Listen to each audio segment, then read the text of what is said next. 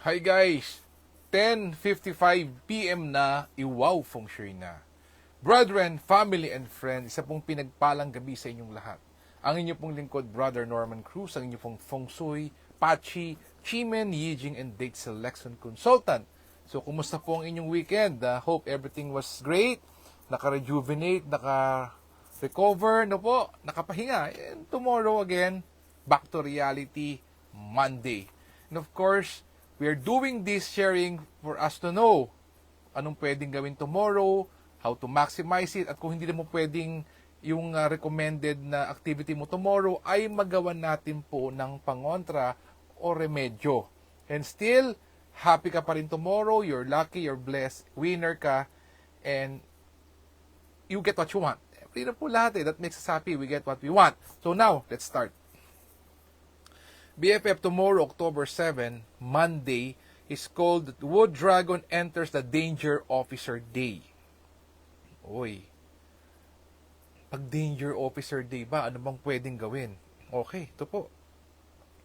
Suitable, sanctification, setting up the altar, setting the bed, going to sea, celebration, discussion, meeting friends, renovation, moving house, groundbreaking, buying a new car, and keeping a pet, all good for tomorrow. Yan. Avoid contract signing, investment, trading, and purchases, not good for tomorrow. Ayan, okay. Let's check the animal sign.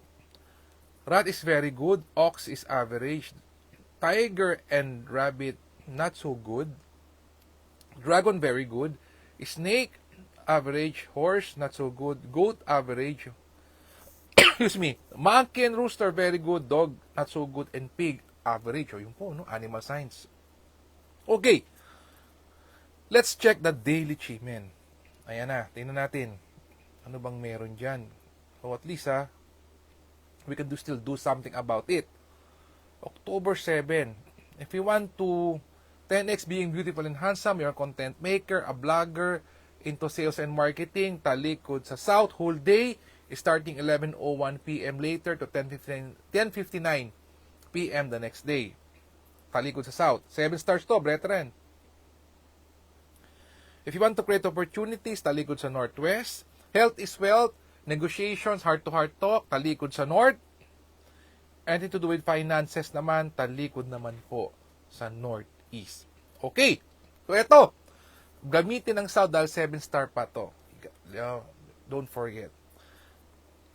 Ay, ito po. Kay Ate Mandy. Ma'am Mandy, ito naman para sa inyo to. Sa paglagay nyo ng red item po sa Southwest. Okay. Let me share this to you. Okay. So, tomorrow po, tingnan natin yung mga magagandang timing tomorrow. Ito po, silipin natin. Okay. Yan. So, tomorrow po, okay, Ate Mandy, pwede ka maglagay ng 9 a.m. to 10:59 a.m. Green Dragon Return Southwest. Ayan, no? Ganda. Hi, Kuyang Melvin. Good evening sa'yo. So, tomorrow, 9 a.m. to 10:59 a.m. The Green Dragon returns with the Game Changer. Hadom Jenaline, thanks for watching. Hello din po. Talikod sa Southwest. And then, 11 a.m. to 12:59 p.m., backing to Northwest, Jade Maiden watching the door. And then sa gabi po, 7 p.m. to 8:59 p.m., Southwest ulit, Green Dragon returns, the number 1 most auspicious structure in Chimen. Oh, there you have it. So, yun po pwede mong gamitin. Oh, sa mga maagang gumising, meron po rito is backing, 5 a.m. to 6:59 a.m., and it's a flying bird fall into cave structure, the number 2 most auspicious structure wherein blessing comes to you. Yan po, early risers yan. Okay, gawan natin ang tokis. Yan. Importante may tokis lagi. Baka po tayo mawala. Nahirap po, or maligaw, or mali po yung ating pong sasabihin. Maganda po yung at least may guide tayo. Okay.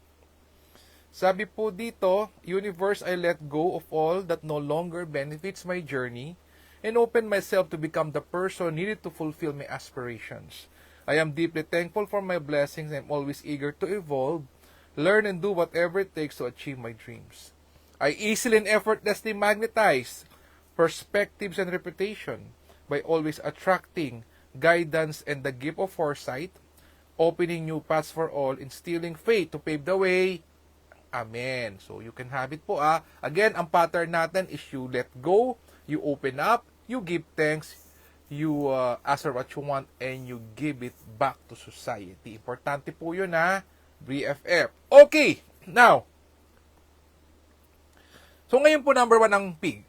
For all we know, number 1 ang pig in all aspects because it's noble people.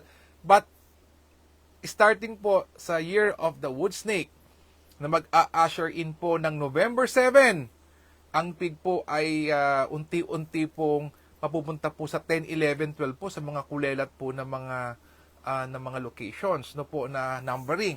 Now, kung year yan, it affects your friends, environment, and market. Pag yan naman po ay your month of birth, November, it will affect your finances. Pag ito naman po yung hour of your birth, it will affect naman po your investment, your children, what you do, and how you think po. And pag day naman po, it's your relationship and your health. Whew! Yun po. So, Kuya Norman, ano bang meron sa pig? Silipin nga natin yung pig. Okay. Let's check the pig. Bakit ang pig kulelat sa year of the snake? Not just because clash yan, they are energies po. Kaya po ganun po ang reading ng pig. Okay. So, sa mga pig, or pinanganak ng November plus minus 5 days, or pinanganak po ng 9 p.m. to 10:59 p.m., ito po ang reading ng pig. So, ang pig po, dahil po ang grand joke po ang snake, opposite niya is pig, siya po naman ay ang year breaker. So, sabi po dito, marami pong unexpected high expenses, heightened sensitivity, emotional, and careful with depression. Though, ang maganda naman po sa pig, meron po siyang national treasure, pwede pa rin pong ma-promote, pwede pa rin pong mag-innovate, and you can gain rank and position of power by finding your secret sauce. Ito po, learn and mastering new skill sets. Consider spirituality, BFF, healing, intuition, yan. And first, yung itong ginagawa po natin, importante po sa pig to, and life transformation. So, pig, kung ikaw man ay pig, boar, you do this, yung backing natin, yung chi-men, you do the chi-men, you manifest, you ask for what you want, if you're the pig, you do it. Now, isa rin po sa mga nakukulelat po, yung pong ox. Ano po? Ba't po ba nakukulelat ang ox? Kasi sa iba nga po, 10, 11, 12 po yan which sa iba pong classification is bad. Ox, ito po sabi.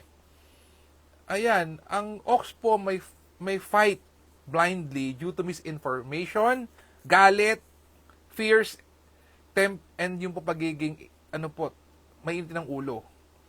Takaw argument din po, dispute, attending sad events, ito po, funerals, hospital, emotional distractions. Kailangan mo, ox, or pinanganak ng January, or pinanganak ka po ng 1 a.m. to 2:59 a.m. Or ox po is 1973 plus minus 12 years. Kailangan po mag-create ka ng spark. Time to innovate and craft your niche. Assess assets and properties po. Pero maganda naman po, assets and properties will increase in value. Transform and innovate your products and services. Ayan. Boost courage po and take action. Huwag kang magiging stagnant. So, that's the pig. Sa ox po yan, and then that's what I share with you is for the pig and ox. Okay, BFF, thank you so much. I know it's a Sunday. Most probably most of you are resting.